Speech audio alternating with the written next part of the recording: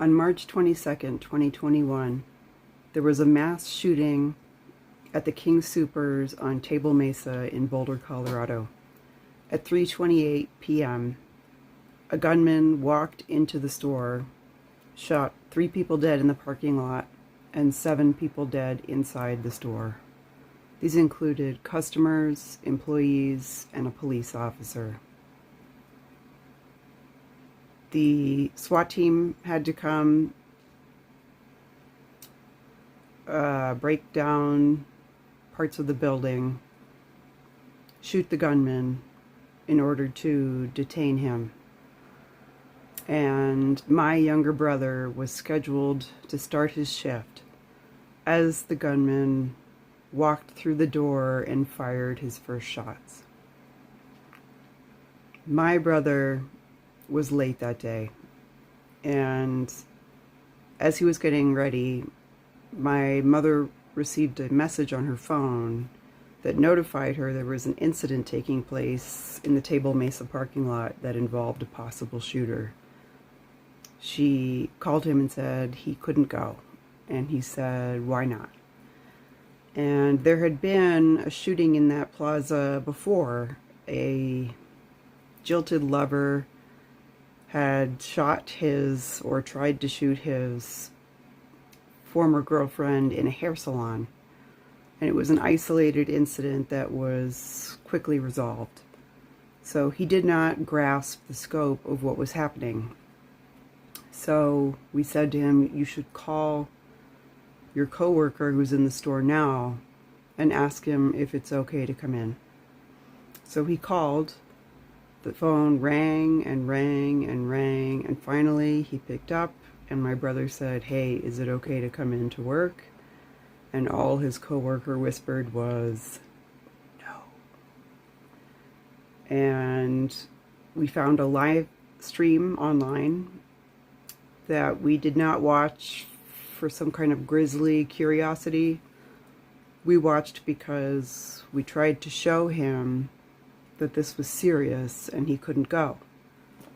And it showed bodies on the ground, and finally the cameraman panned to the front entrance of the store where you could peer into the entrance, and he saw a girl lying with a brace on her knee, and he said, "I recognize that brace, I know her, it's Ricky Olds."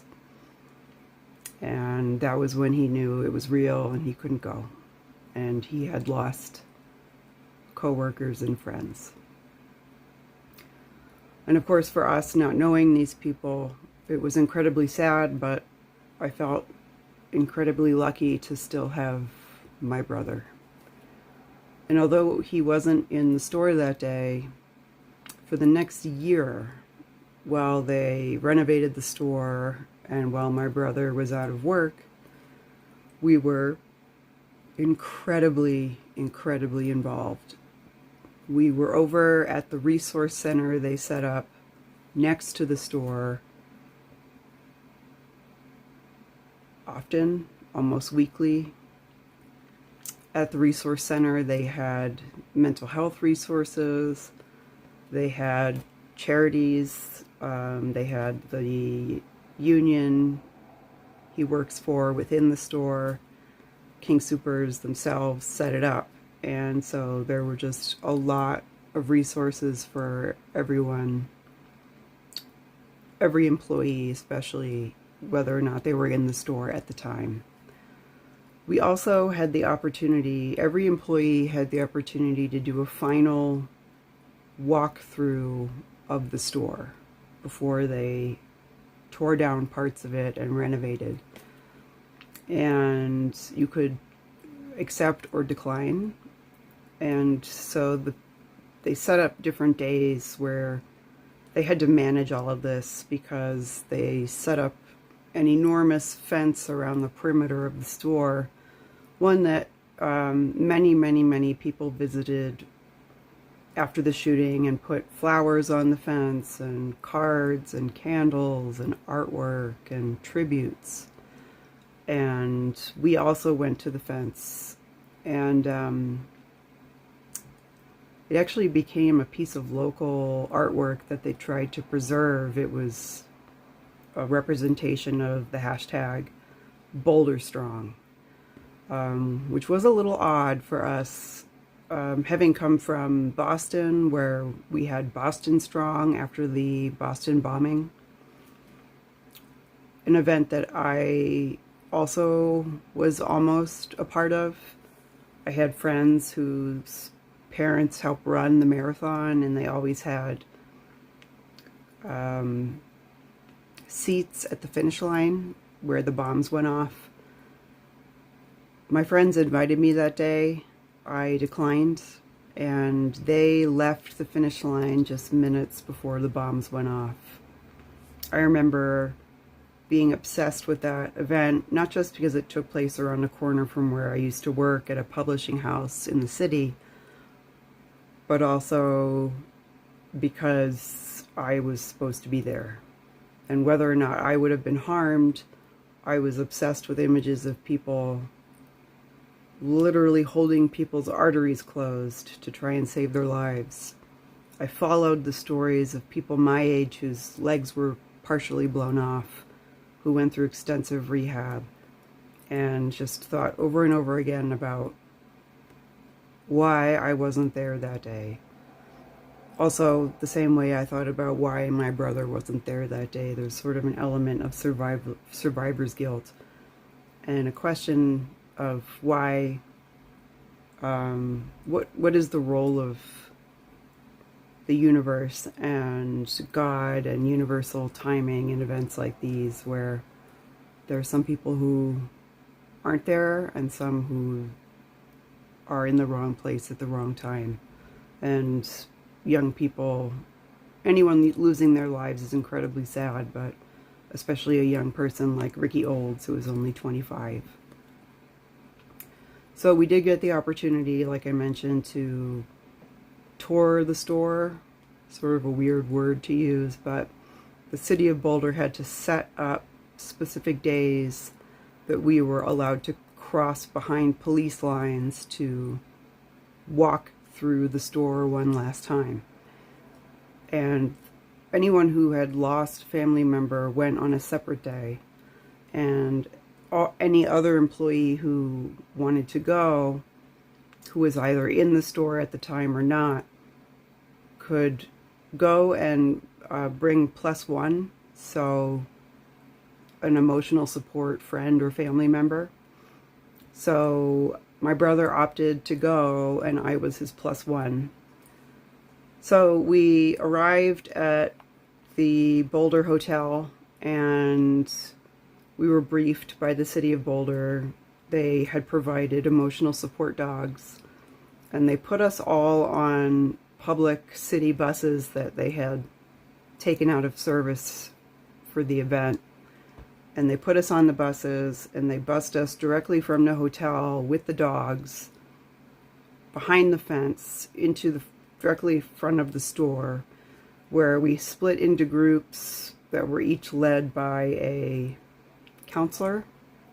And the counselor was our guide through the store that day. So they had cleaned up the store. They had finished their criminal investigation.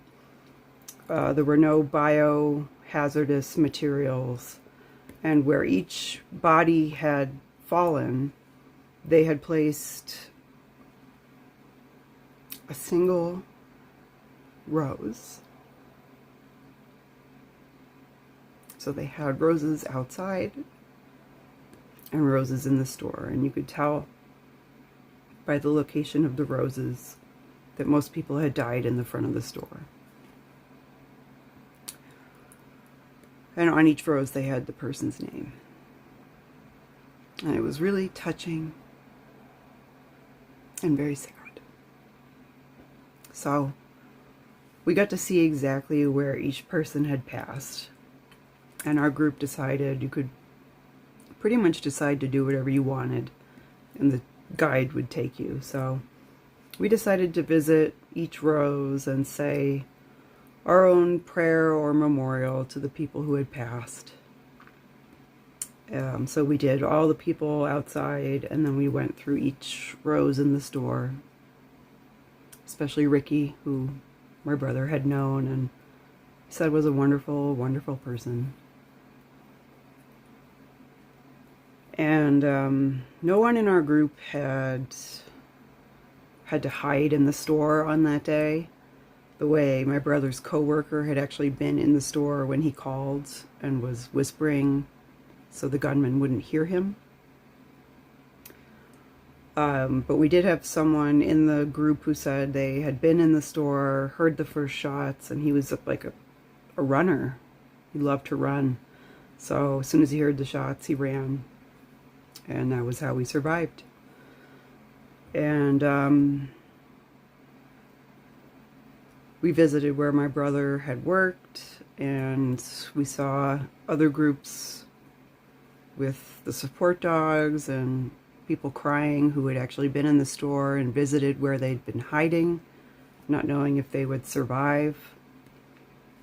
And when we had finished our time in the store, which wasn't particularly long, we were put back on the bus and bussed back to the hotel.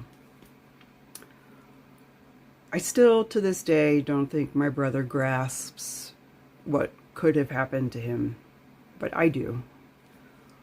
And it does give me pause whenever I share my message, the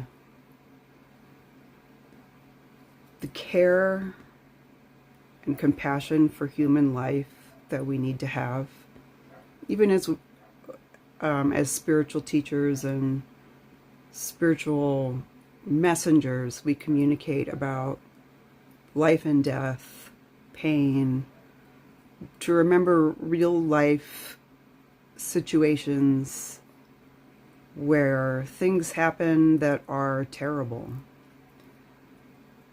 I talk about how we don't really die, even at the same time that it's obvious that of course we do. And this isn't like a joke to me.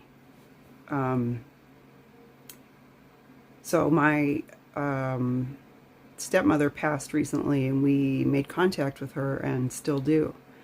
And we went through a whole kind of relearning of what it means to pass and what your spirit potentially goes through. We've watched countless accounts of people who have almost died and their experiences that are quite similar. We've read countless descriptions of what life beyond life is like, how our spirit survives when our body falls. And it's enough to bring both my father and I incredible peace about the crossing of life and death, and how those who have passed they're okay. They're not harmed.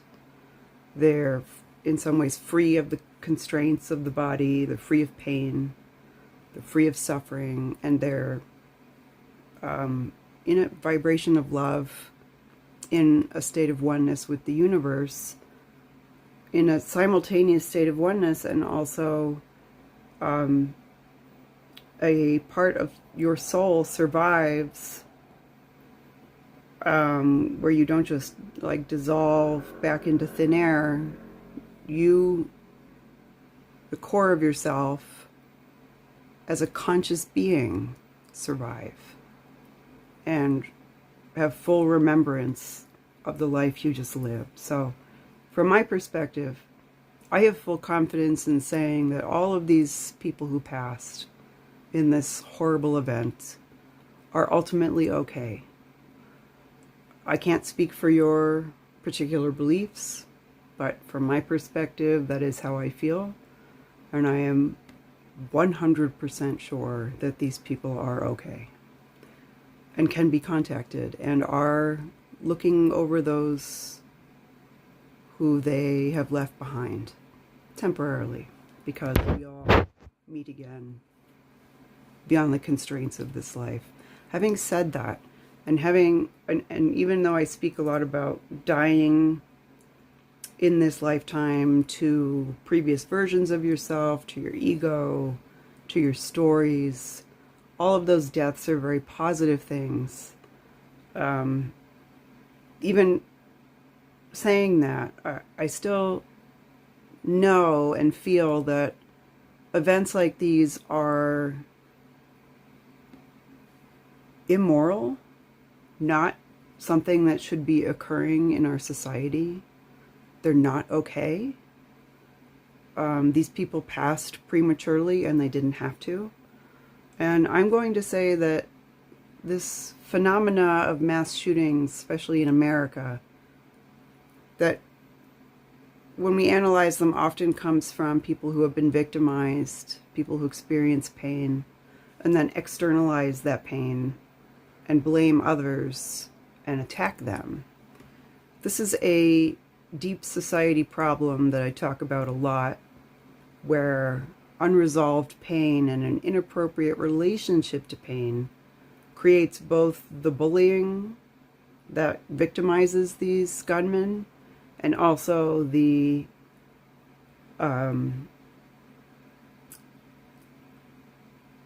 reaction of externalizing that pain into a mass shooting event where they take their pain that they're suffering and push it onto others who are innocent. This is a problem that needs to be solved at its core. I do believe it's a problem that the feminine aspect in us can and will resolve. But at the moment, with the leaders we choose and the pattern we continue to perpetuate in society, events like these will continue until we are able to treat ourselves and others differently. If we are first able to treat pain differently in our own lives and in the lives of others. This is, again, a huge motivation for me to speak about my experiences in pain, how they helped me face painful situations, how they helped me face this situation as it appeared in my life, as my role as basically a witness to this whole thing. How I processed the grief, the trauma, how I viewed the situation, and how I also came to terms with the spiritual ramifications of what happened here.